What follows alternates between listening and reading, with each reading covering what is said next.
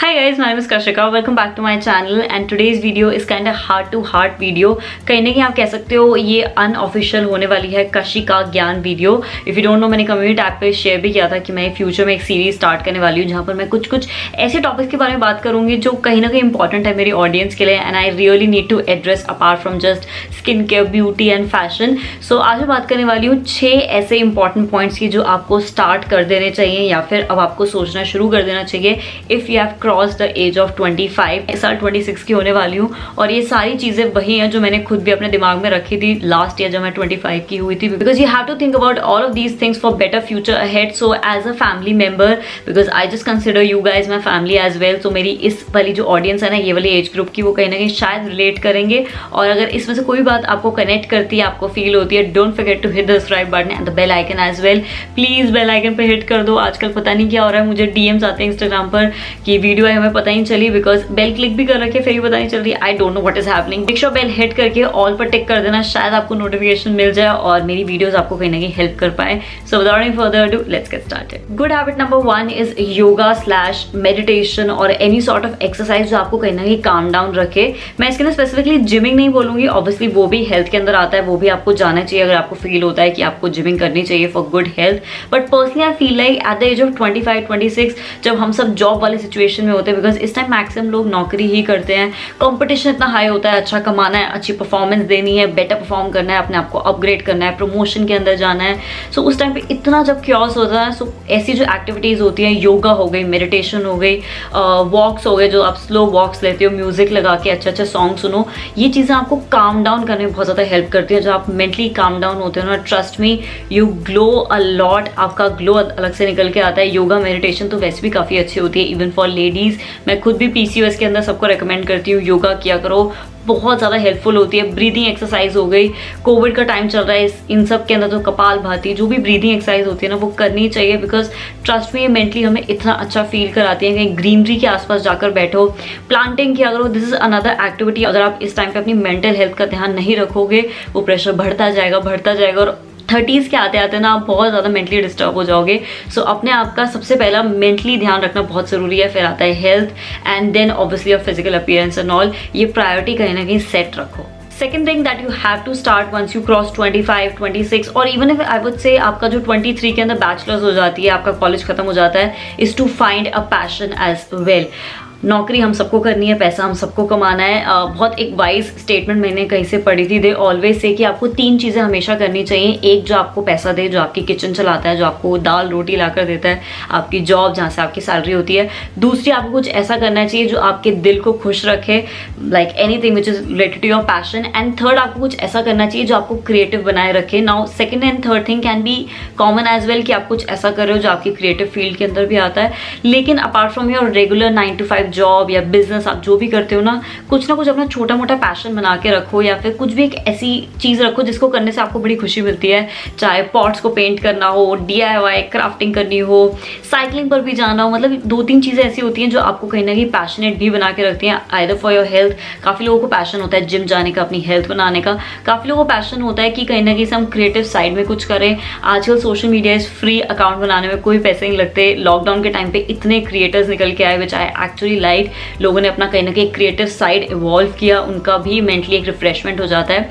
जब अपने काम के अलावा कोई ऐसी क्रिएटिव एक्टिविटी करते हो ना, आपके माइंड को अगेन बहुत रिलैक्स्ड फील होता है. सो मेक श्योर आपकी अगर कोई भूली बिसरी पुरानी वाली क्रिएटिव एक्टिविटी है ना, उसको दोबारा से निकालो और स्टार्ट करो करना, बिकॉज वो एक्चुअल में आपको बहुत ज़्यादा रिफ्रेश फील कराती है. Third one has to be saving. Like ये कहने वाली बात नहीं है, अब शायद आपकी जॉब स्टार्ट होगी 25-26 की एज में. हम सब कहीं ना कहीं स्टेबल अर्निंग कर ही रहे होंगे.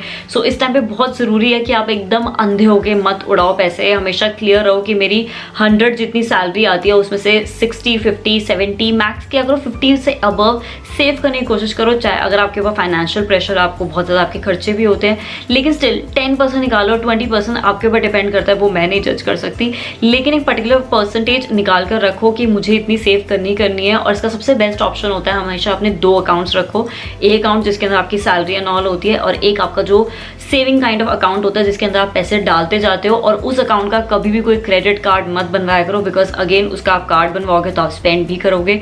वो अकाउंट को सिर्फ पैसे डालने के लिए रखो। आरडी करवा सकते हो, अगर आपको नहीं पता it is called recurring deposit, या आपका कहीं पे भी आप ब्रेक करा सकते हो। हर मंथ बैंक अपने आप आपके अकाउंट से एक पर्टिकुलर वैल्यू निकालता रहता है, जितनी आप वैल्यू उनको अलाउ करते हो, और 1 साल के बाद वो आप रिलीज कर सकते हो। इसको रिकरिंग डिपॉजिट बोलते हैं। ये एफडी नहीं होती, ये आरडी होती है। सो ये रिकरिंग होती है, आप इसको कभी भी रिलीज कर सकते हो अगर आपको पैसे चाहिए होते हैं। ये छोटी छोटी जो सेविंग्स होती है ना, ये बहुत ज़्यादा ज़रूरी होती है, बिकॉज 25-26 से अगर कहीं ना कहीं सेव करना शुरू करोगे, तब जाके 5 years 10 years down the line आपके पास इतना अमाउंट होगा कि आप कुछ बड़ा कर सकते हो, चाहे प्रॉपर्टी में इन्वेस्ट करना हो, कुछ भी आपकी लाइफ का बड़ा डिसीजन हो, चाहे फिर आपकी वो नेक्स्ट जनरेशन के लिए हो। बहुत ज़रूरी होता है सेविंग्स करना।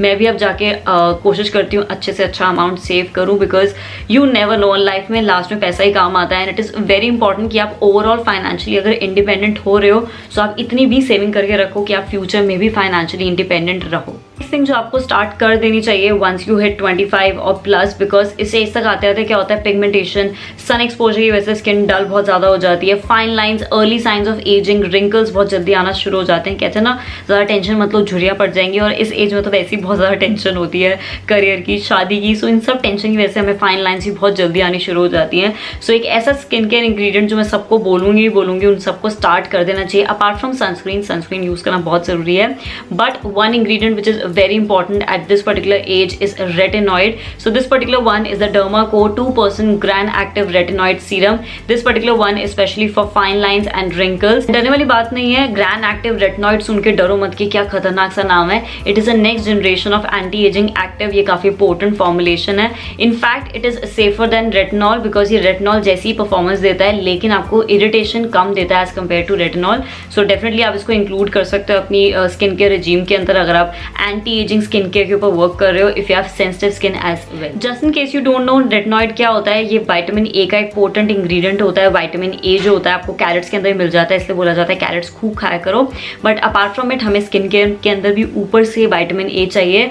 सो ये काफी अच्छा होता है, स्कारिंग के लिए भी बोला जाता है, एक्ने के लिए, या फिर जो भी फाइन लाइंस रिंकल्स होते हैं उन सब के ऊपर बहुत अच्छे से वर्क करता है। Talking about 2 main ingredient, number 1 is obviously 2% granactive retinoid. By the way Derma Co जो होता है वो अपना मेन एक्टिव इंग्रेडिएंट फ्रंट में रिवील कर देते हैं, वो आपको दिख जाता है कि उनके कौन से मेन इंग्रेडिएंट के अंदर कितना परसेंटेज है, वो आपको फ्रंट में दिख जाता है। बाकी सारे इंग्रेडिएंट्स आपको बैक साइड पे मिल जाते हैं। सो ग्रैन एक्टिव रेटिनॉइड की अगर बात की जाए, ये क्या करता है, ये एक्सेलरेट करता है सेलुलर रीग्रोथ को, डीप एक्सफोलिएशन देता है हमारी स्किन को, तभी हमारी स्किन ब्राइटर होती है, कंप्लेक्शन फाइन निकल के आता है, कोई भी तरह की photo ageing, enlarge pores, wrinkles, fine lines, post inflammatory hyperpigmentation भी जो होती है, ये उससे भी डील करता है। Coming to the second ingredient, वो है इसके अंदर ग्लिसरीन, जो बहुत ज्यादा जरूरी है, बिकॉज रेटिनॉइड की वजह से स्किन कभी कभी हमारी ड्राई हो जाती है। सो इन्होंने ग्लिसरीन उसके अंदर डाल के दिया है, जो हमारी स्किन को हाइड्रेट करता है, ड्राइनेस जो भी होती है उससे हमें रिलीफ देता है, स्किन को सॉफ्ट और सपल बनाता है। टॉकिंग अबाउट यूसेज, ये सिर्फ आपको रात को यूज करना है, इसके फ्रंट में भी लिखा हुआ है एट नाइट ओनली। डर्माको लिख देता है फ्रंट में कि डे नाइट या फिर नाइट, ये खाली नाइट में ही यूज करना है।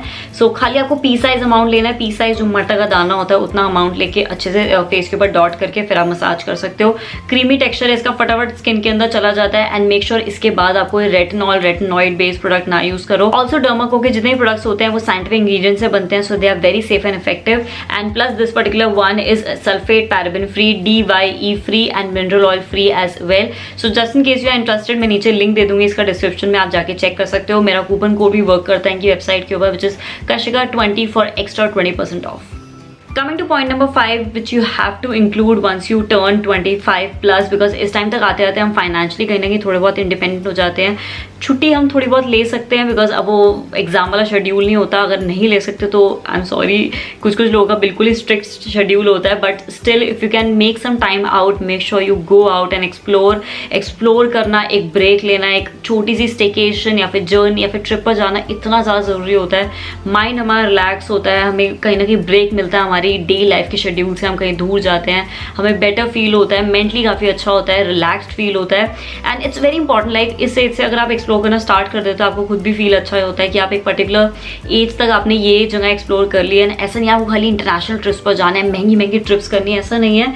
इंडिया में बहुत अच्छी अच्छी प्लेसेस हैं एक्सप्लोर करने की, छोटी छोटी अंडररेटेड। आजकल जो ये so daily, D for daily, मैं जितनी ब्लॉग्स एंड ऑल इंस्टाग्राम पे फॉलो करती हूँ, ये इतने अच्छे अच्छे पोस्ट डालते हैं जो आपको एडवाइस देते हैं कि अंडर 500, अंडर 2000 आप कैसे स्टे ले सकते हो हॉस्टल्स एंड ऑल में स्टे करके। सो आप 2-3 हज़ार में भी इतनी अच्छी ट्रिप कर सकते हो, आपको बिल्कुल भी एक्सट्रीम खर्च करने की ज़रूरत नहीं है, लेकिन बहुत ज़्यादा ज़रूरी है। So just in case if you are not taking out time and going on a small mini trip, make sure you do that, because ये आपकी मेंटल हेल्थ के लिए बहुत अच्छा होता है। And coming to the last thing which is very very important, जो मैं बताना चाहती हूँ सारी ऑडियंस को वंस यू हिट 25-26, बिकॉज इस टाइम तक आते आते हमारे ऊपर परफॉर्मेंस का, काम का, करियर, सेटलिंग, शादी, इन सब चीज़ों का इतना प्रेशर होता है ना, हम इतना टाइम नहीं दे पाते अपने सर्कल को, अपने फ्रेंड्स को, जो भी आपका सर्कल होता है। Make sure you choose them wisely. काफ़ी बार हम अपना स्टैंडर्ड मेंटेन करने के लिए या कहीं ना कहीं परफॉर्मेंस प्रेशर के अंदर टीम बनाने के लिए हम ऐसे ऐसे फ्रेंड्स बना लेते हैं जो शायद हमें वर्क में प्रॉफिट दे सकते हैं, लेकिन वो आपको मेंटली इमोशनली हैप्पी नहीं रखते। So it's very important to find stability at this particular point of time. Circle चाहे छोटा रखो, लेकिन इतना रखो कि आप उन लोगों के साथ खुश रहो, आपका एक ट्रस्ट बना रहना चाहिए। And it is also very important to socialize करना बहुत ज़्यादा इंपॉर्टेंट है, बट उसको स्टेबिलिटी से मैच मत करो। मेक श्योर आप बाहर निकलो, सबसे मिलो, कोई हार्म नहीं है, अच्छा होता है नए नए लोगों से मिलना, बातें करना, बट मेक श्योर आप हर एक इंसान के अंदर वो स्टेबिलिटी ना ढूंढो, बिकॉज इस एज में आपको वो नहीं मिलेगी एंड अल्टीमेटली आप कहीं ना कहीं डिसअपॉइंट होगे। सो मेक श्योर आप एक क्लोज नेट अपना एक सर्कल बना के रखो जो आपको कहीं ना कहीं स्टेबिलिटी दे रहा है। Apart from that you should go out and socialize as well, but it is very important कि आपको पता हो कि क्या आपके लिए अच्छा है, क्या बुरा है, because at last as they say a man is judged by its company. So ये था मेरा ज्ञान वंस यू टर्न 25+। वैसे तो बहुत सारा ज्ञान है देने को, लेकिन मैंने टॉप 6 आपके लिए बना दिया जो एकदम सुपर प्रायोरिटी है मेरे लिए, चाहे इमोशनली, हेल्थ वाइज, ग्रूमिंग के हिसाब से। ये सब चीज़ें जो है ये बहुत ज़्यादा ज़रूरी है। इसके अलावा कोई अगर आपके पास कोई ऐसा ज्ञान है जो मैंने मिस कर दिया हो या बहुत ज़रूरी है, आप अपने पर्सपेक्टिव से बताना चाहते हो, और इनफैक्ट यू आर 30+ और आप 30+ के पर्सपेक्टिव से कुछ बताना चाहते हो, मुझे भी अगर कुछ एडवाइस करना चाहते हो, don't forget to advise in the comment section below.